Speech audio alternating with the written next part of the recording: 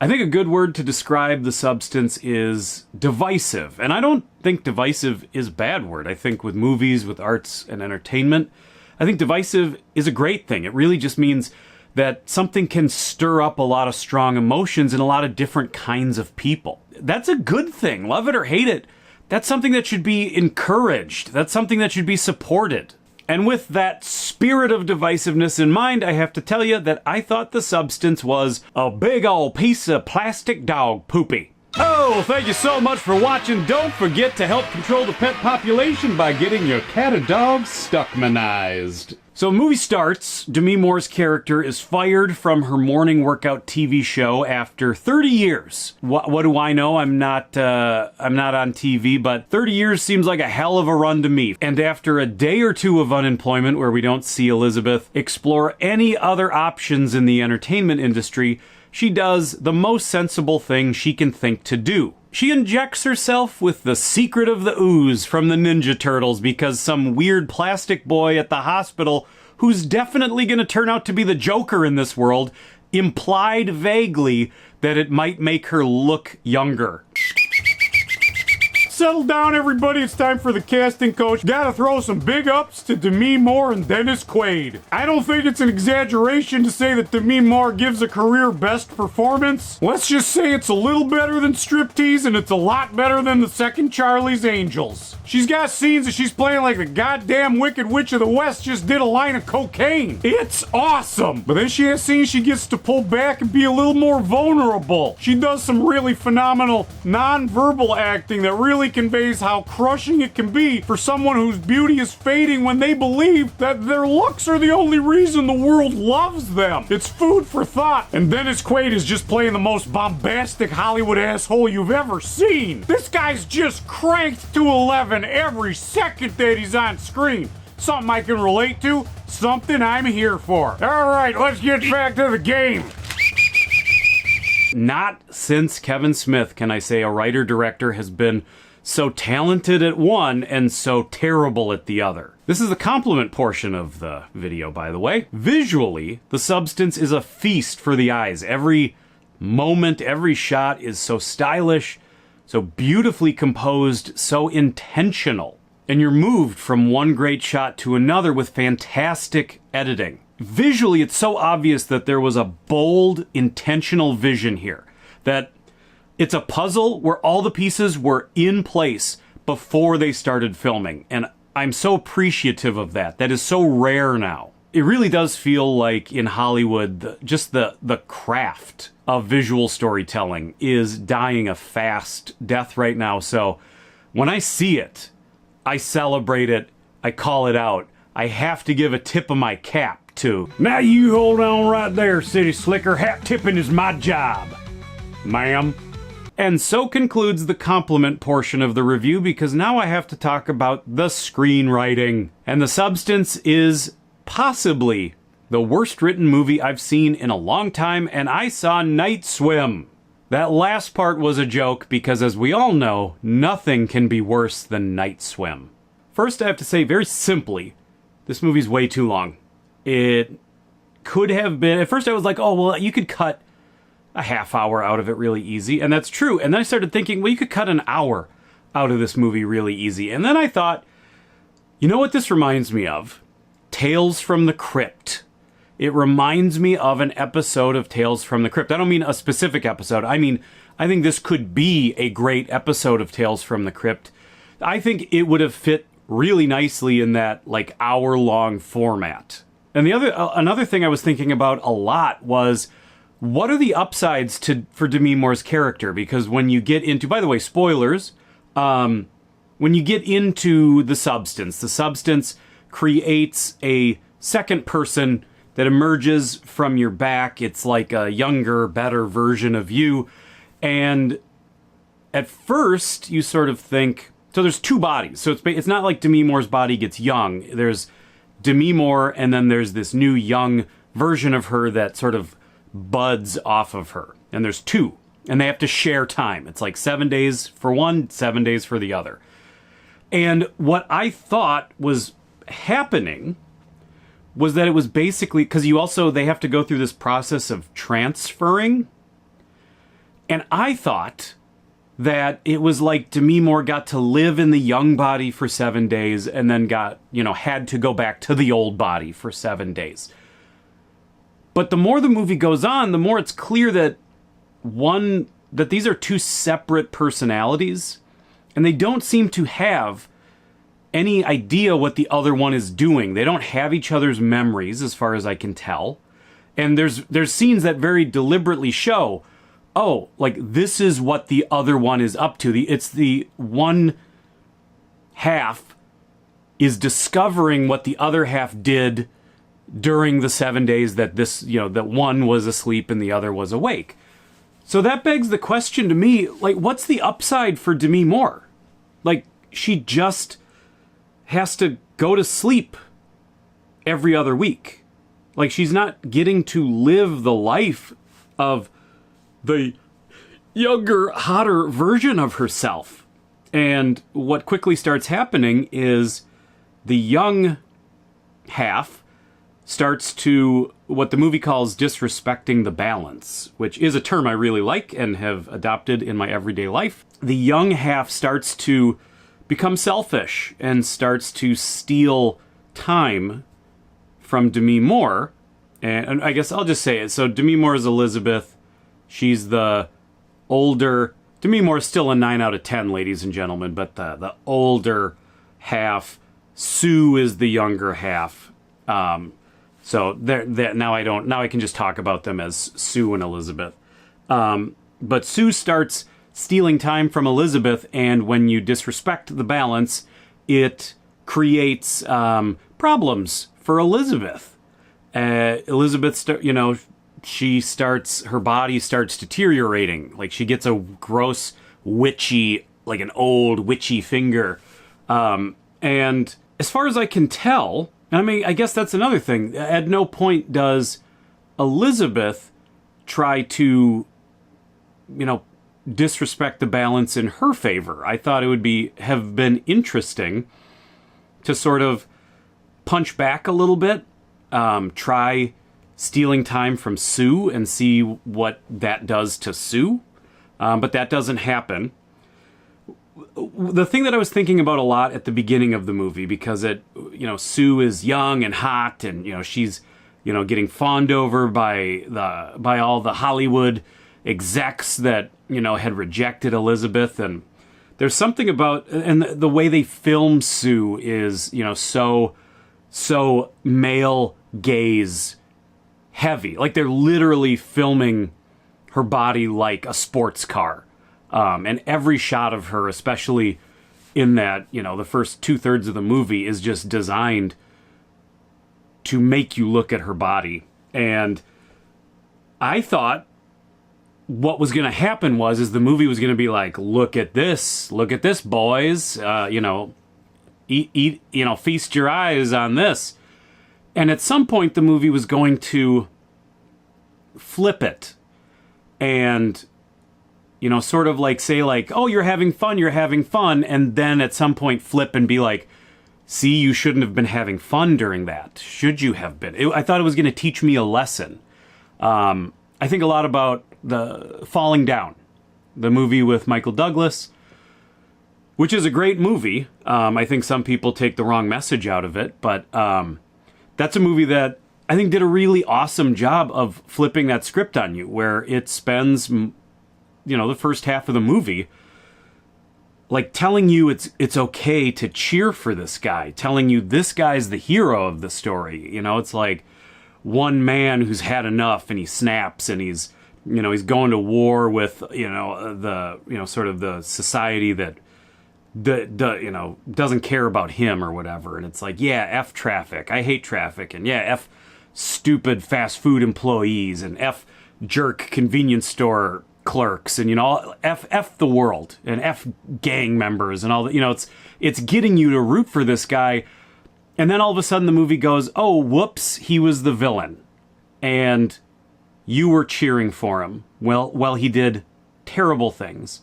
And I was waiting for that falling down flip in the substance, or maybe it thought it was doing it, but at no point did it ever show me how anybody was the villain except for Sue. Sue was the biggest villain in this movie. Sue was who was killing Elizabeth, and Elizabeth was getting nothing out of it. Sue was getting everything handed to her with no speed bumps, with no weird dark things. I was kind of waiting for Dennis Quaid's character, whose name I forget, but we'll just call him Dennis Quaid. I was waiting for his character to take some kind of dark turn. Like, even when they hire Sue, and Sue said, you know, it's like the boardroom meeting, and he's like, "You're going to be rich and famous, standard rich and famous contract."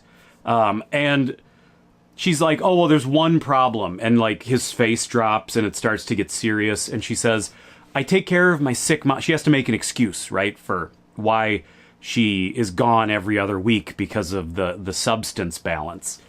She says, "I take care of my sick mother, you know, out of state. So I have to work 1 week on, 1 week off." But Dennis Quaid's like, "We'll do whatever you need. Ha ha. The world is your oyster." And I was waiting for that character to turn because, yes, he's a giant asshole. And yes, he's like looking at, you know, young girls' butts. It's all so fun and so playful. You're like, yeah, it's gross, like close-ups of his mouth eating the shrimp. Like, that's gross. But the way he plays this character is like so larger than life and so fun. It needed a flip. It needed to go dark. It needed to become like he would corner Sue and say, like, "I've done a lot for you. Now you gotta do something for me, Zip." You know what I mean? Like, it needed his character to really have like a mask off moment. And he didn't. So at no point was I ever like, "Oh, he's the worst."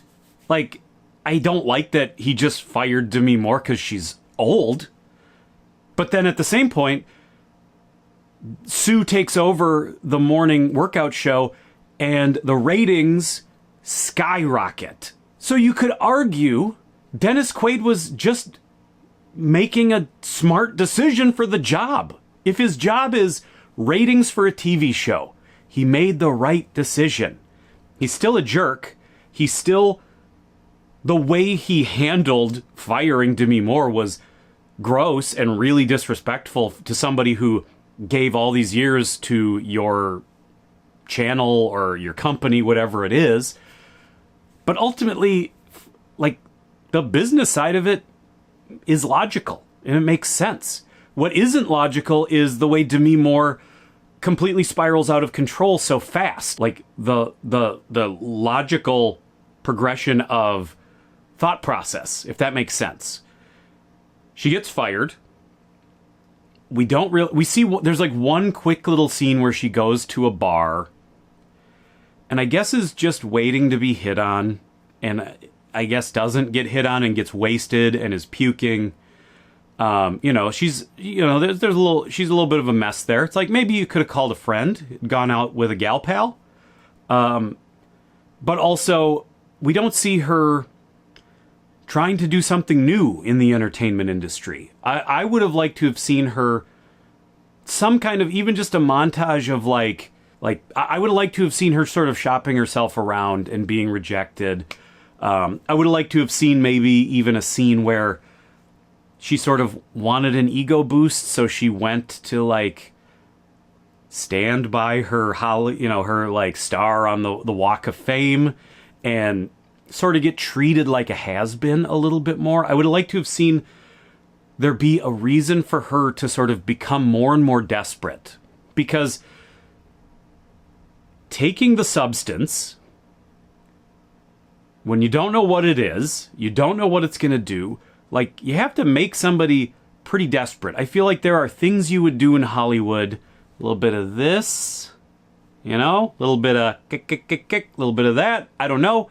I feel like there are some minor things that you would maybe do to like try to get things cooking a little bit again before you would go to this thing that a weird orderly in the hospital like slipped something in your pocket about. Like, it doesn't, I just don't buy that she would leap to the substance so fast. The breakdown of decision making The movie's illogical decision making. And this sounds stupid. And again, I focus a lot on the structure of storytelling. And I view movies as being told a story. And if I feel like the story I'm being told doesn't work, or the way the story is being told to me doesn't work, I start to nitpick. And I nitpicked the screenwriting of this movie to death as I was watching it. Again, there's so much to like. Visually, there's so much to like. Performances, there's so much to like. But the screenwriting, I couldn't handle. And then just that idea of the more I watch it, the more I'm like, I was being sold this as like, this movie has a message. And when you see what the message is supposed to be, and then you sort of see that the movie's like doing everything it can to sabotage its own message. From day one, there was no upside for Elizabeth. She was now just dying. And Sue was stealing everything from her. And I don't know what kind of message I'm supposed to get out of that. I also have one, so unrelated. This is something that I thought of as I was watching the movie. And I kind of think maybe I'm right. And I haven't seen anybody else talk about this. So forgive me if this is a theory that's already floated. But towards the beginning of the movie, she gets fired. She's driving home. And she looks up and there's the billboard of her face and it's being torn down. And she's distracted by that, upset by that. She gets into a car accident. And then it's at the hospital where this orderly says, hey, you're a good candidate for the substance. Well, he doesn't say it like that. But I think maybe she died in that car accident. Because at the hospital, like she gets sideswiped by like a truck or a car. I can't remember. But she gets legit like it's a bad accident. And the doctor's like, well, there's barely a scratch on you. Like he's looking at the sheets and he's like, there's, you barely got even a little bruise. Like you're just fine. And I started thinking about it and I'm like, well, that doesn't make any sense. Why would she be completely uninjured? And I don't think she lived. I think she died in that car accident and the whole movie was like Jacob's Ladder style. Spoiler alert. The whole movie is just like taking place in her dying brain. It's like this bizarre, it's just all her feelings swirling in her dying brain. Much like Grease. I also believe Grease is all taking place in Sandy, Olivia Newton-John's head. I think she drowned because in the song they're like, she got a cramp, she nearly drowned. That part. And then it's like at the end of the movie, they're in a car and it just starts floating into the clouds for no reason. They were going to heaven. It was all happening in her dying brain. You understand? Same with Top Gun Maverick. When he gets in front of the missile to protect Rooster, everything from that point on is... that one I don't think is like his dying brain. That one, because he just got exploded in the air. That one is in heaven. That's Tom Cruise's heaven. That's Maverick. I mean, it's probably Tom Cruise's heaven, but it is also Maverick's heaven. Because why would there just be like an F-15 or F-16, whichever it was, from the original Top Gun? Like, you just got access to the plane from the original Top Gun all of a sudden. All of a sudden, Rooster's there and he's working together and they're like, everybody's making amends. And I'm sorry. Maverick died. He went like this. There's an airplane. Missiles coming. He got in between. He exploded. You don't come back from that, folks. But yeah, I thought that was an interesting theory. And again, not that I've been digging for, other people's point of view on the substance, but I have not heard she died in the car crash and it was all happening in her dying brain theory. So there you go. Hey, everybody. Future editor Brian here. I was just getting the video together and I realized I never talked about the ending of the movie. And that is one of the problems with doing an unscripted, rambly video is there's bullet points that I can miss and just completely overlook big things that I wanted to talk about, which is sad, and that's how my brain works. But the ending of this movie was wild. I would have loved it if it had been in a different movie. I don't think the bonkers, and I don't use that word lightly, ending fit the tone at all. I don't think it fit the message at all. Again, I talked about Tales from the Crypt. I think if this movie had just beginning to end embraced that idea that it was a Tales from the Crypt episode, the ending would have been earned, it would have been justified, and it would have fit the overall tone. As it stands, I think it is just this bizarre right turn that felt like, once again, the movie is doing everything it can to cut its own message off at the knees. Well, I have rambled on and on. Let me know what you think of this kind of format. I scripted like the first few minutes of this, and then after that, it's just all spitballing. And I think maybe I like that because it gives me the opportunity to... I like talking out my thoughts, but I also recognize that that's not punchy.